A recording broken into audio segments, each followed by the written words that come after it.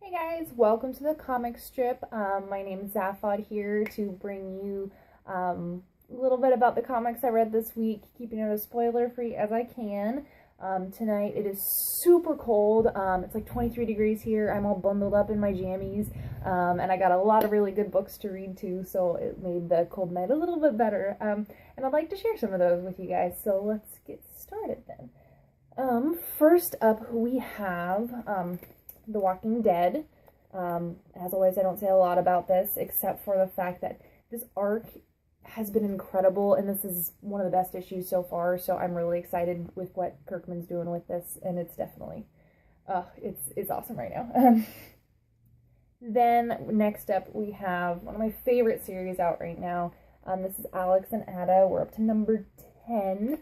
So this series has been great so far, but this issue in particular was amazing for so many different reasons. There's a lot of stuff that, happens, that I'm not going to talk about. There's only 5 issues left here. This is a limited series, so we are past the halfway point. We're getting towards the tail end of things, and shit's getting crazy. So, yes, good stuff. So I'm going to interrupt for just one second to talk a little bit about how I decide what I read first during the night. It's changed a little bit over the years, but right now I tend to go to bed fairly early because I work super early and I have a little bit of a commute. So on Tuesday nights when I get my comics, I kind of have to pick, I'm like, all right, what are the 2, 3 that I want to read before I go to bed? And so I usually start with like the ones I'm just really excited and I can't wait to read. But I don't get all my really, like, awesome reads done right away. Not to say not everything's good, but, then the next day I will bring a stack of, to work with me.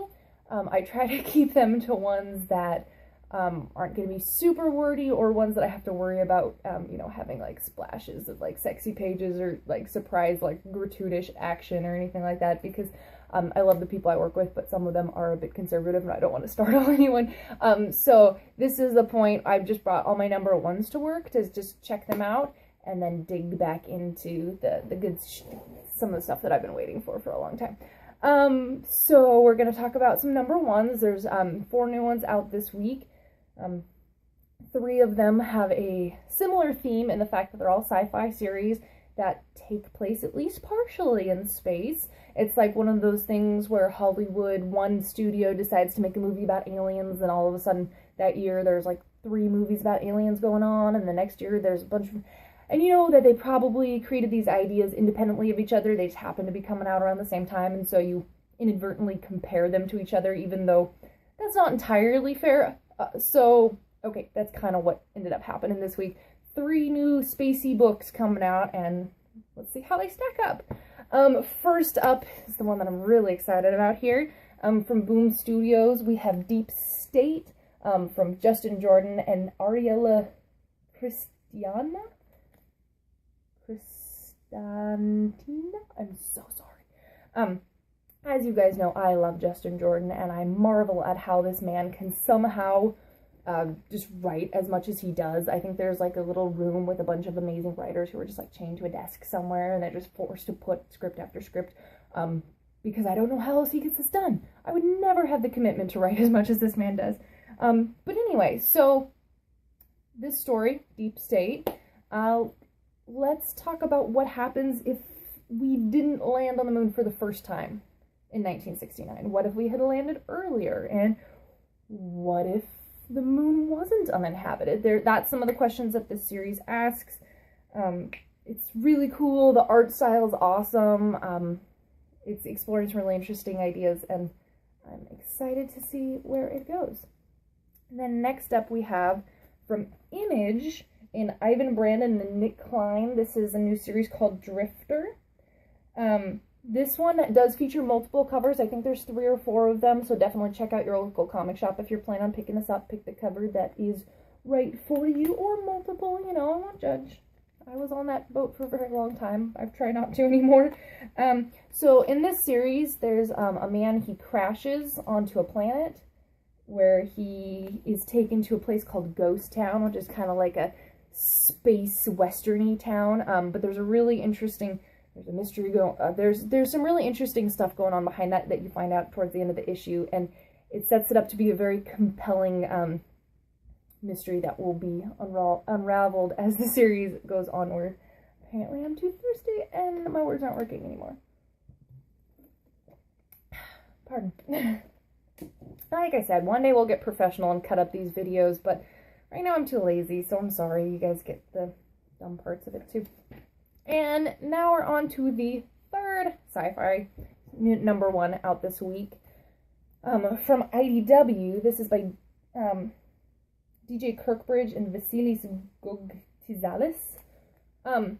So this one I was kind of on. I mean, the writing is not bad. It didn't blow me away. And the art, it's got a very, very sketchy style where on a couple pages it looks really cool, but a lot of the time it just looks unfinished. So with 3 different sci-fi series that came out this week, can't buy them all.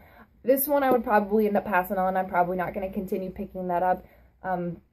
Feel free to flip through it, check it out. It just didn't quite grab me and I have to have that happen sometimes because I read way too much stuff and I can't buy everything. I try to, but I can't. And then we have another #1 with a completely different premise for a refreshing change. This is Vertigo's The Kitchen by Ollie Masters and Ming Doyle. This one, I checked it out in previews. It looked really interesting. So the concept is these 3 women, their husbands are put away in prison because of, you know, illegal dealings like mafia type stuff, and they decide to pick up and take over their husband's business while they're away. And it's kind of showing the differences between the woman's world and the man's world, you know, going into organized crime and seeing how people perceive you and stuff. But mostly it's just an interesting, cool story so far, and I want to see what comes next. And then those were the comics that I read at work. And when I got home, I really wanted to read Witches, but I couldn't bring myself to bring that to work because it's creepy and awesome. So that was the first thing I read when I got home. It's amazing. Look at that creepy cover. Oh my gosh. Just, ugh. The series is fantastic. Yeah, it's amazing. I have written down holy crap because that's really how I feel about this. It's just, this is shaping up to be just a really, really cool, creepy story. I'm not always a fan of the horror genre, but they're doing it in such a cool, interesting way, and it's completely...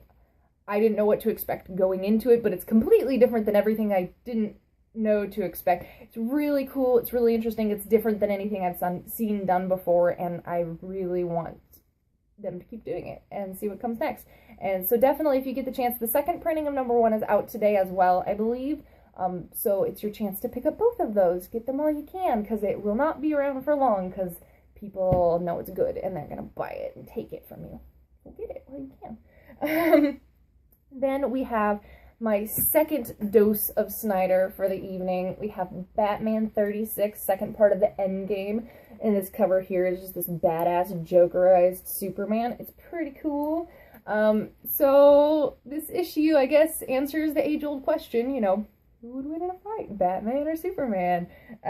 It's a great issue, and the nice thing is it is back to $3.99. The last issue was $4.99, and I guess Snyder talked to DC and they like him, and they brought it down to $3.99 because they're cool like that. And I appreciate that because I only have so much money. Yeah. Then we have up next Batgirl number 36, and you guys may have remembered me lamenting about the fact that our comic shop did not get Batgirl 35, and I was heartbroken, and then I went through all the stages of loss, you know, heartbreak, wanting to punch things really badly, wanting to punch Diamond really badly, wanting to start my own distributor, and then realizing that was a terrible idea because Diamond would crush me and destroy me. You know, stuff like that. You know, the normal cycle of grief and recovery. But the nice thing is, if your shop missed it, or you missed it for whatever reason, Batgirl 35 second printing is out today too, so I got a chance to catch up on that, and then read 36, which I am very happy I did, because the series is a lot of fun. It's a very different, fresh take on Batgirl. It's very lighthearted and charming. You could almost see it as like a cartoon, but it's great. It's very different, but I'm really enjoying what it is so far. and I want to keep seeing what they do with it. So, good job, guys. Then, next up, we have second Kirkman of the evening, Outcast number 5, another one of those really creepy new books coming out that's building up to something really cool. And as you can see from the cover here, Kyle and the Reverend may be a little out of their depths there. This issue, definitely, while you're reading it, pay close attention. There's some stuff going on that you don't want to miss, because I kind of get the feeling it's probably going to be important later, because, you know, anytime they put in sneaky stuff, that usually means you should be paying attention for sneaky stuff. So pay attention for sneaky stuff. Use your eyeballs. Yes. Words. Next up, we have Batman Eternal, number 32. We got Batman, we got Hush, we got Steph Brown, really exciting. Great cover, fantastic cover, great issue, another solid one. This is one of those, it's the only weekly book I'm reading, and it's probably the only weekly book I can read because I have a hard time with them. But this one is just awesome enough to keep me interested every week. And it's nice seeing Alfred back, because he was away for a smidge. Then we have MPH issue 4. This is issue 4 of 5, so there's only one more left after this. Everything is coming to a head. There's some really crazy stuff happening in here. So for those of you who have been following the series, I know it's been having a little bit of gaps in between.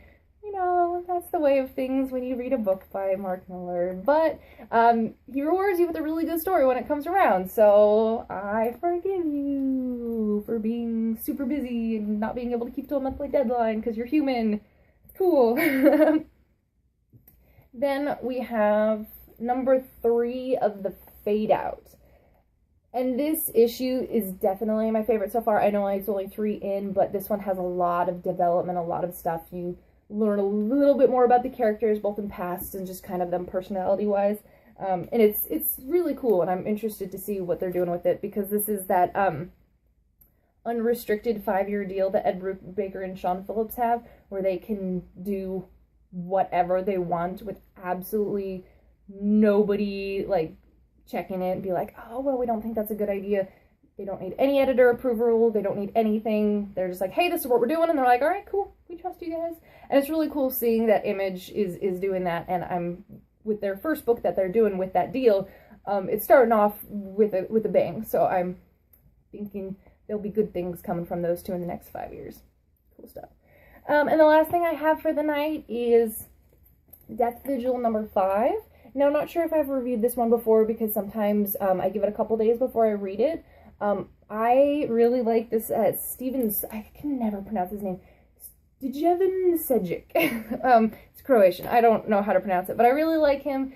He does the Sunstone book on Deviant Art, which is coming out in hardcover here towards the end of the year, which is cool if you like fun, witty romance stories with a little bit of bondage thrown in. Okay, there's a fair amount of bondage thrown in.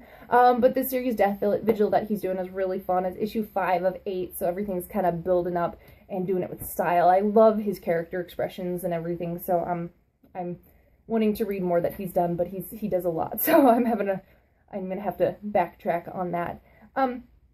Anyway, that's it for me this week. I also picked up the second printing cover of Sabrina number 1, because that was another thing that our comic shop did not get. Because Diamond is at an all-time low right now. Not just us. I've been hearing it a lot around. So if by some reason your comic shop is out of something, don't be upset with them, because they're kind of getting the raw deal of things with their really terrible distributor. Just sympathize, because I know it sucks not getting the issues you want, because it really does. But it sucks for everyone. And we can hopefully all get over it one day, when maybe one day Diamond will decide to stop being terrible, but that's doubtful. Anyway, that's it for me tonight. I didn't think of a question to ask you guys, so what would you like me to read? Suggest something. I need something new, so hit me up, let me know. Anyway, that's it, so take it easy, guys. Hopefully it doesn't snow on you guys like it will for me tonight. Stay safe out there in the cold, and enjoy some good comics. Good night, guys.